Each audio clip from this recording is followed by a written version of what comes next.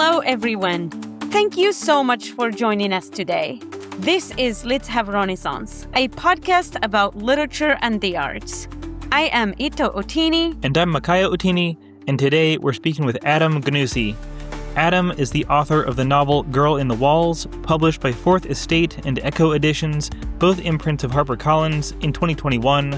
His work has appeared in The Guardian, Gulf Coast, Literary Hub, the Los Angeles Review of Books, Passages North, and elsewhere. We're excited to be with him today.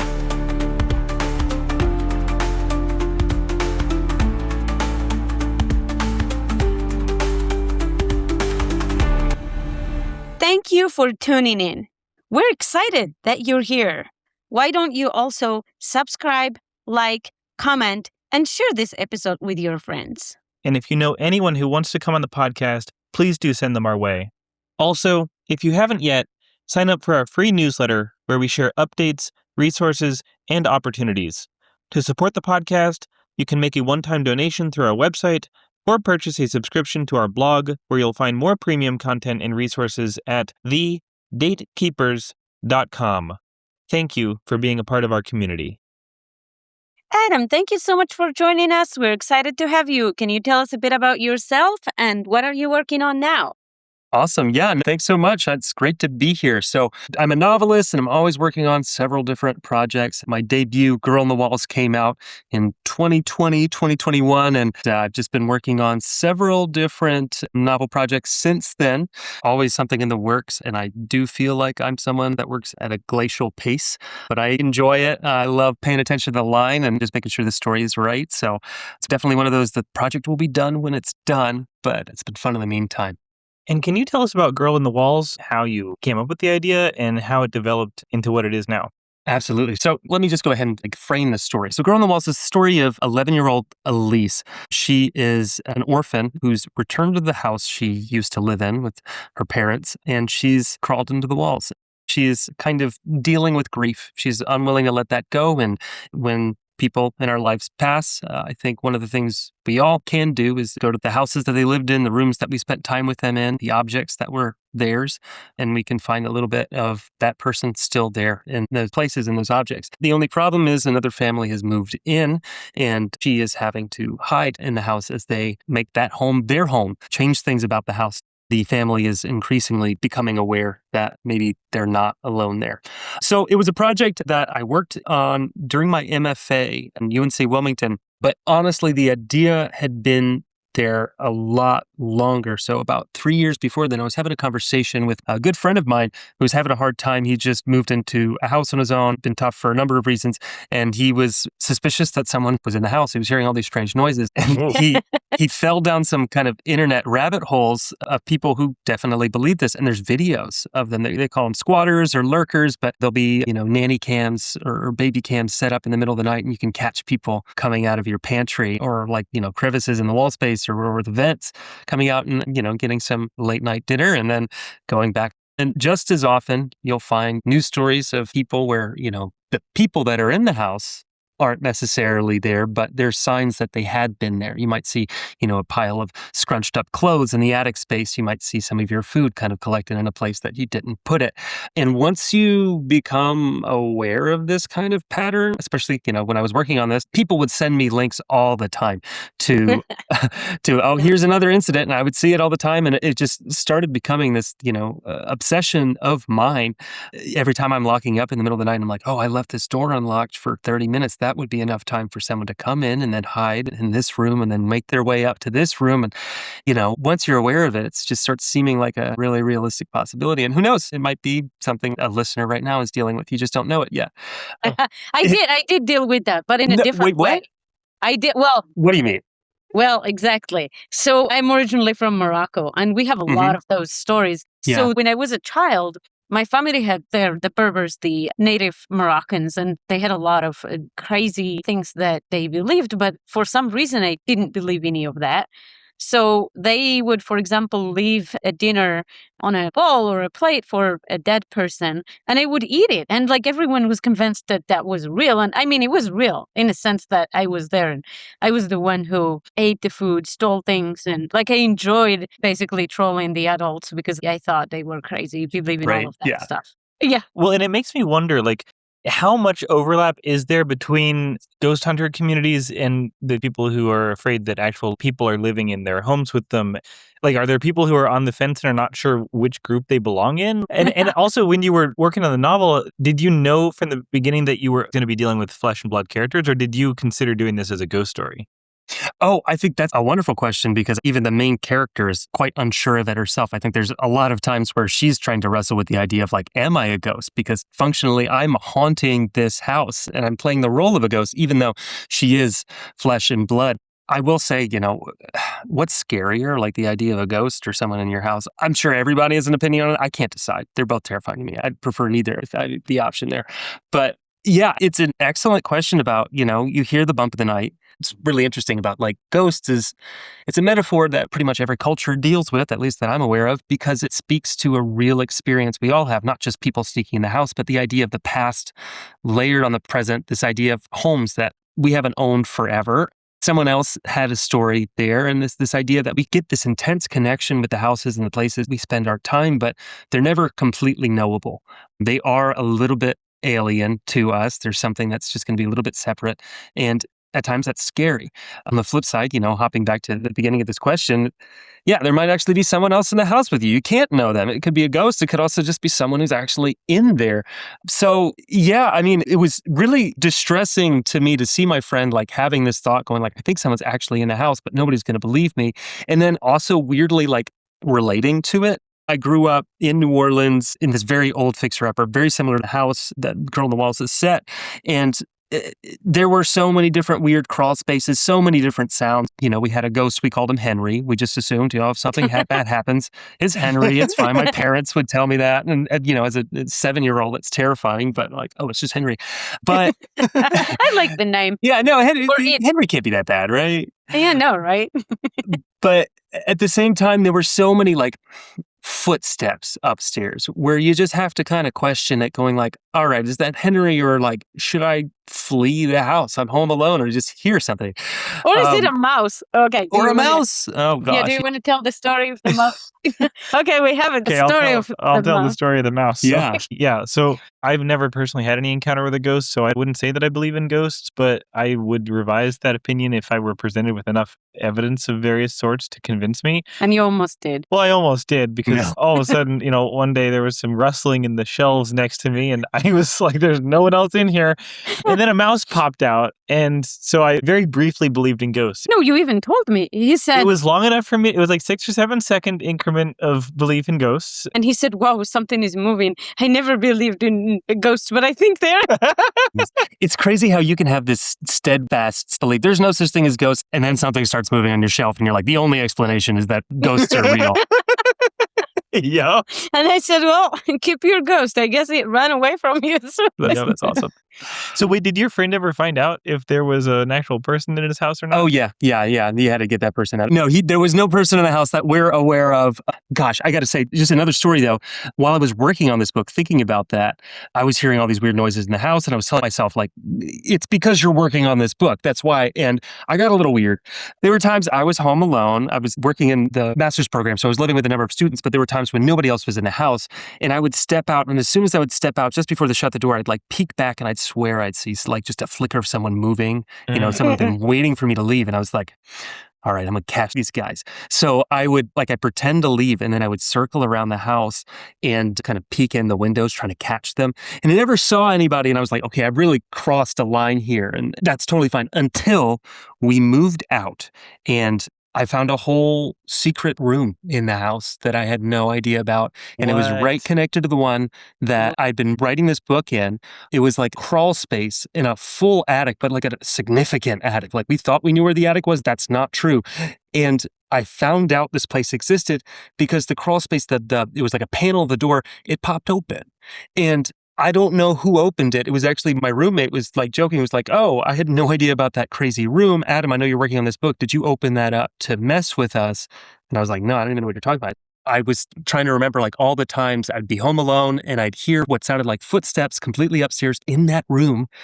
And it really freaked me out. And I was glad to have moved out at that point. I was just like, all right, I'm done. I think? Like, I'm sure your book took a lot of time to write and rewriting and editing and all of that. And I think that was just your beta reader. And oh my God. That is the reason, like, you got cursed. You're not one of those people who, writes a book in 30 days. If you let the thing in, whatever, you would have finished your book faster. You're absolutely right. Yeah, it's true that, I'd come back to like the Word document that I've been working on, and sometimes whole chapters had just appeared, and I just took them and ran with it. So wait, really? Did that happen? No. Okay. No, yeah, okay. So like, because I've had some weird glitches with Word. There was one time when a 30-page document that I had in like size 12 Times New Roman, double space standard font, it just spontaneously morphed into a 110-page document in Chinese characters. Whoa. Okay. Yeah, no, it was the weirdest thing. And I don't know if it actually said anything in Chinese or if it was just like completely random Chinese characters. And thank God that I had sent a copy of that story to someone, because like now I keep backups of everything. That turned out to be the only version of that story that I had on my hard drive. So of course I took it to the Apple store, and I didn't find Apple's best and brightest. No. The guy asked if I had tried running it through Google Translate. Oh, gosh. Okay. In fact, I had not, and I never did. So no, I've had some weird glitchy stuff happen with Word. So Could you imagine like a whole manuscript you'd have to run through Google Translate? If you get anything remotely back, you have to go change it to the actual language, like the sentences that you intended, because Google Translate's going to do who knows what with it. Oh man, that's a project I wouldn't wish it on an enemy. I might wish it on an enemy, but I don't wish it on someone I like. Exactly. Yes. I wish it on anyone who tries to use AI to write. Yeah. Yeah, absolutely. That should be like a prerequisite. It's like, okay, you that can is do what it, they but deserve. There you go. That's poetic justice. Right. So I heard through the grapevine that you had quite a marathon to get this book published. Can you talk about that process? Yeah, absolutely. So writing it, honestly, went quick for me, which was like 6 years. So not quick at all. But yeah, finding the right champions to get it to the stage of publication. So, I'm based in the US. I was querying from North Carolina. I ended up needing to find an agent who believed in it in the UK. And then we first sold it in the UK. And then we actually came back to where I live with that kind of leverage in the US to be able to sell it here. So some people in the business, they're like, why would you do it like that? And it was kind of hard to tell them, like, nobody else believed in it. This is the only way I could do it. But for any aspiring writers out there, my recommendation is, if you know a project is going to work, if you believe in it, keep trying all the avenues for it. All you got to do is find the advocate for you and for that project. And sometimes, we have these different gates. You have to get past the agent, you have to get past the editor. Oftentimes they need to make the case to higher ups, executives in that organization to kind of buy into that project. So, there's all different places to give up, but as much as you can, just continue to be, creative and find the route forward while continuing to write and just enjoy the process of writing. Another thing, during that process is it can be really easy to dislike writing, I think, just because you have to be this kind of super trooper for your own work, and doing all of that isn't writing. So it's important to keep that separate and not let the grunt work, the kind of marathon you have to run for publication, get in the way of what really the fun stuff is, which is just playing around with words and ideas.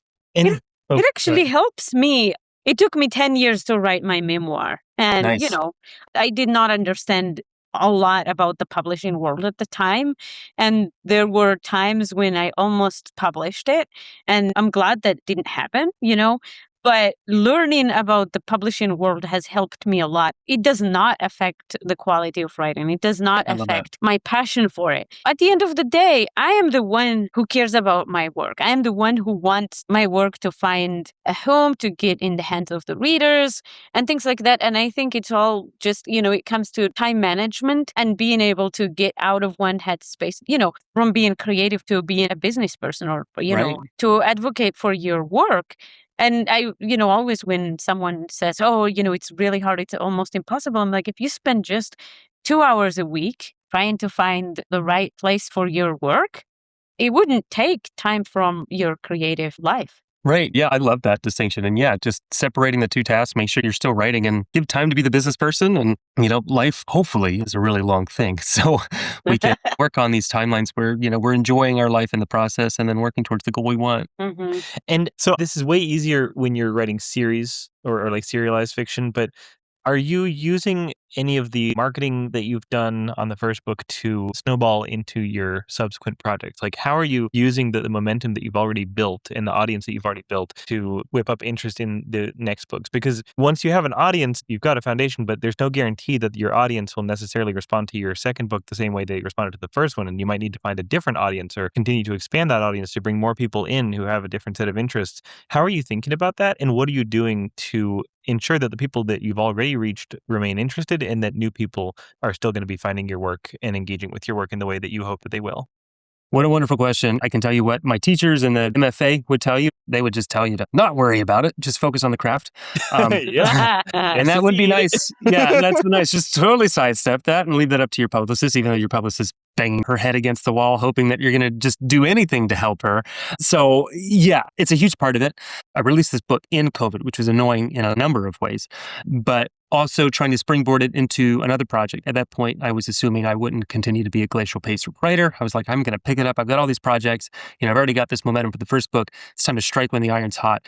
Unfortunately, I'm not a writer that speeds up and performs the way I want to. When I speed up, I'm not writing the books I want to write. And I don't think I'm writing the books that people who enjoyed my first book would want to read. So that's something I had to deal with. Like, I have these ambitions. The business side of me says, all right, let's go ahead. We've got this momentum. We'll get something adjacent to this first book that's going to appeal to the audiences we had from the first one, but not be, repetitive. We're not going to get typecast or anything.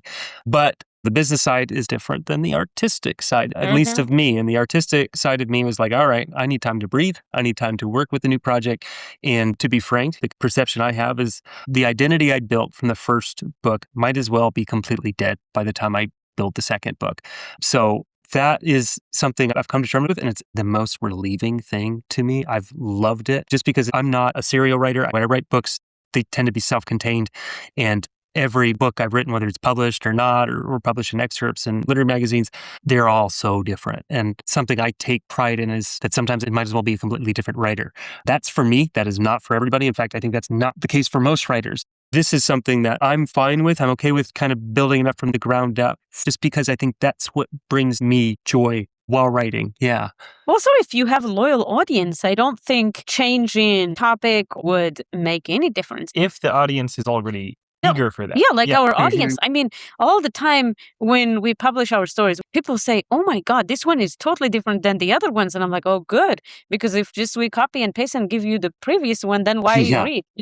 It's a waste of your time, and waste of my time writing too, I think. Well, it depends on the audience. If you set up from the beginning the expectation that you're not going to just give them the same thing over and over, and that's baked in, that expectation is present from the beginning, then you won't have to find a new audience. You want to still keep expanding your audience. But it's only when you set that expectation that, hey, this is what I do, this is my brand, you can expect more of this, then you have to rebuild that from the ground up if you do start to do something different. Right. Yeah, I agree with that. Yeah, playing the role of a marketer, it's the business side of the job. It takes work, it takes effort. You might not have a book or a story out there that's new for them to read every month, but you can have some look into your writing process, the things you're looking at for inspiration. I've known a number of writers who like to take photos of the kind of setting they're engaging with, especially if it's linked to the story that they're writing, or, just all sorts of peeks into that process, even if it's, here's the pages that I scrapped today that aren't going to the project. Sometimes that can be really nice to build the relationship I think you have with your readers, because readers do see it as a relationship. It's not just like the raw product. They want to know you. They want to know what you're working on, because gosh, is there anything more intimate than someone reading your thoughts for hours? Yeah. And a lot of writers or artists don't like marketing, and I didn't. I hated marketing. I hated the word marketing. And at the time, we were working on building our platform, and we started collaborating on our fiction and some nonfiction. And then I started thinking about the word marketing, and it hit me. It's not that I wasn't good at it. It's that there was nothing for me to market. And I was like, wait, when there's no product, there's no marketing, right? But if there's a product, that's it. You don't need to think about the word marketing and think about its negative connotations or, whether you like it or not. It's just passion. You are passionate about the work, you're passionate about your book or whatever, then you talk about it. That's all. That's what marketing is. Right. Yeah. I love that, especially in the context of books, You love it. You want to be a storyteller. You tell people what's so fun and compelling about the story that compelled you to spend however many years it takes to actually write that. I mean, that's the thing. When you're a writer, you have to be a reader times 10.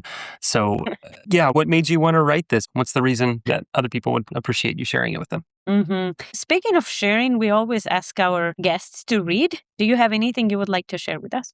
Sure, yeah. I'd love to read just a very brief excerpt of Girl on the Walls. So I'm going to read two sections. The first is just the opening of the book, where you get introduced to the idea that there are people living in the walls. You also get introduced to the idea of the kind of twist of this book, where this isn't just a standard haunting. There are kind of levels to the haunting.